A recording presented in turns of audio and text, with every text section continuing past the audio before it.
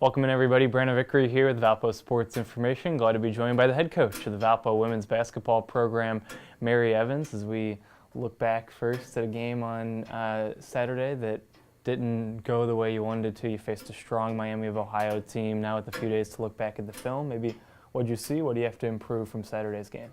I think the biggest thing that I saw rewatching the film is that at times we got outworked by a Miami team that is a very good team. It's a team that's 19-3 over their last 22 games, played in a postseason, has 4 starters back on a team that had a very successful, probably the best year they've had in a long time in the MAC last year, and added some pretty good freshman pieces to that. So, but our whole thing starts with being the hardest working team, and so I think if there's any level of disappointment I have from the game Saturday, it's that at times we were not the hardest working team on the floor, and that's something that we have to get fixed this week. When you're talking about trying to turn around a mid-major program of your own, it has to be exciting to see a team on the other side that's done that. It was a team that 2 years ago was 12-21, 3 years ago won 10 games, 4 years ago won 8 games.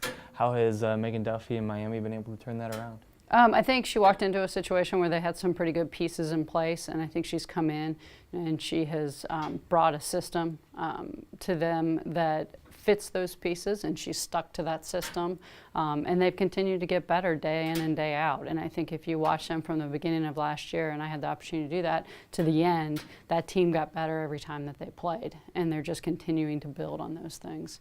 And she's doing a fantastic job recruiting and getting that program where it should be.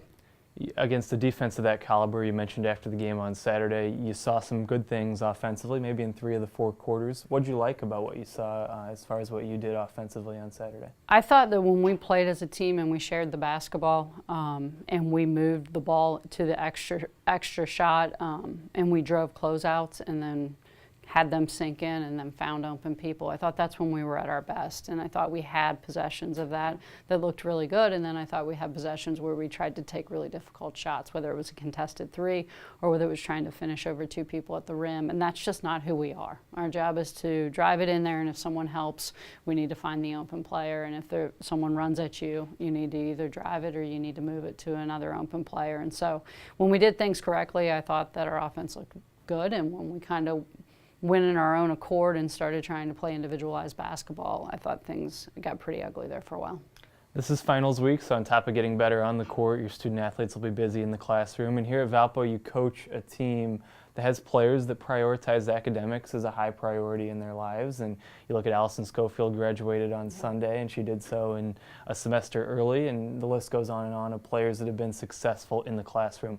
What's that like to be a part of a program like that, and maybe how does that play into your recruiting when you're trying to bring in student athletes that fit that mold?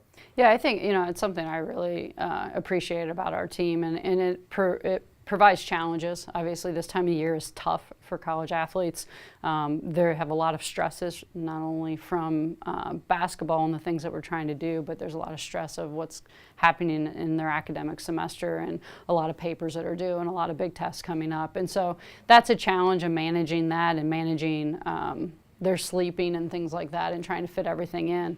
And so we do our part. We gave them the day off yesterday so they could focus on studying, and they're going to have short workouts today and tomorrow, so again they can focus on getting ready for their exams.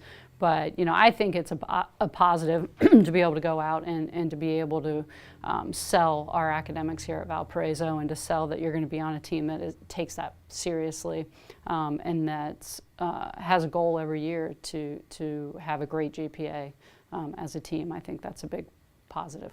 We talked about it last week, but this is really an incredible stretch of not staying the night in hotels. Mm-hmm. That has to help around finals for your team as well. And just what's it been like to continue to have so many nights of your players sleeping in their own beds? I think it's great. I mean, we're getting rest, and I think we need rest with the number of players that we have.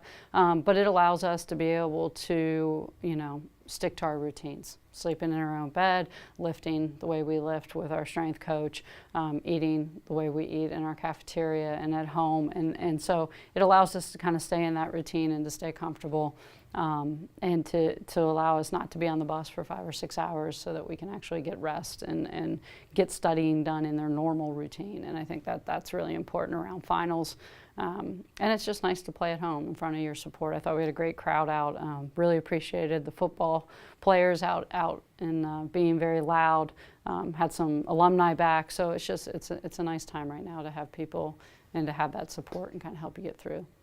Now we look ahead. Sunday's game, North Dakota State comes in. It's a team that's coming off a close game, a 2-point loss against Milwaukee. They hung with Wisconsin earlier this season. What do you expect from the Bison on Sunday? I expect to fight. I mean, I watched the game against Milwaukee last night, and they play extremely hard. They're thin like we are, but they are doing a lot with what they have, and they're going to get a boost. They're going to get a kid back that's been sitting out transfers. So they're going to be up to 9 on their bench, and it's going to be a fight. They like to get the ball inside. They've got some kids that can really shoot it. They've got some kids that can drive it. So it'll be another good test for us. And we had some defensive breakdowns that we'll be able to work on this week, and we'll find out on Sunday whether we got better defensively this week or not. We hope you'll find out with us coming out to the Athletics Recreation Center, 1 p.m. the tip time on Sunday. North Dakota State here to take on Valpo. For all the latest in Valpo women's basketball, visit valpoathletics.com.